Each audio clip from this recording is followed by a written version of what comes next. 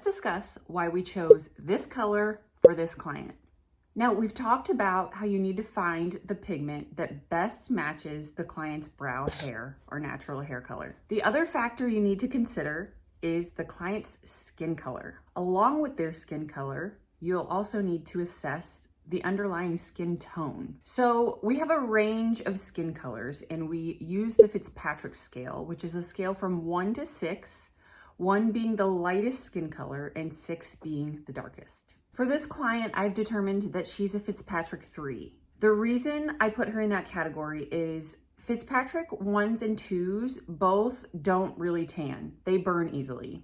So Fitzpatrick 3s do tan gradually, but they can burn, and she has said that she can burn. As far as skin tone goes, there are underlying skin tones, and we put those categories into cool, warm, and neutral. So this will take a long time if you're a beginner to assess in a person, but if you see kind of golden olive tones, they're a little more warm. If you see pink in their cheeks, and they're very fair skin, they're probably more cool. There are a lot of factors, but what I've determined here is that she is a neutral skin tone. The reason I pick neutral is because you do see some redness coming out in her cheeks and in her neck, and that's not sunburn. I can tell that that's just redness coming through her skin. And that's a telltale sign of someone with coolness in their skin. But I can also see golden in her skin and some olive. Her hair is more warm. So when you have that warmth and that coolness, then they're neutral. So her actual hair color is kind of a medium brown.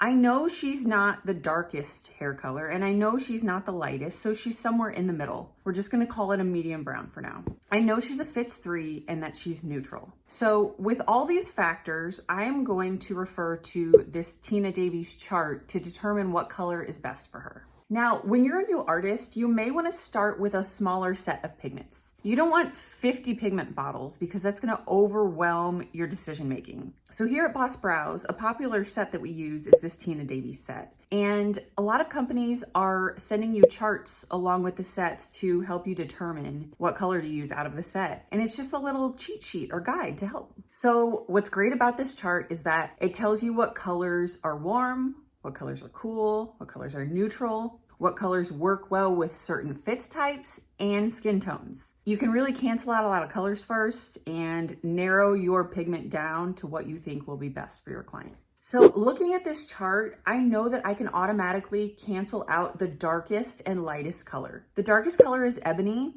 We know that she's not the darkest brown. The lightest being blonde, we know she's not a blonde. So first, let's just cancel those out. We also want to cancel out gray because we know she's not gray. The obvious ones just cancel out. That will narrow down your choice even more. Now I'm also going to cancel out ash brown. The reason I will cancel that out is because ash brown should really only be used on people who have very cool hair and cool skin tones. When you have warmth in your skin, you want warmth in your brow color. When you have warmth in your hair, you want the warmth of the pigment to blend with that. So too cool of a color behind warmness in skin tone and hair will not look natural. So now we have 3 colors to choose from: medium brown, dark brown, and bold brown.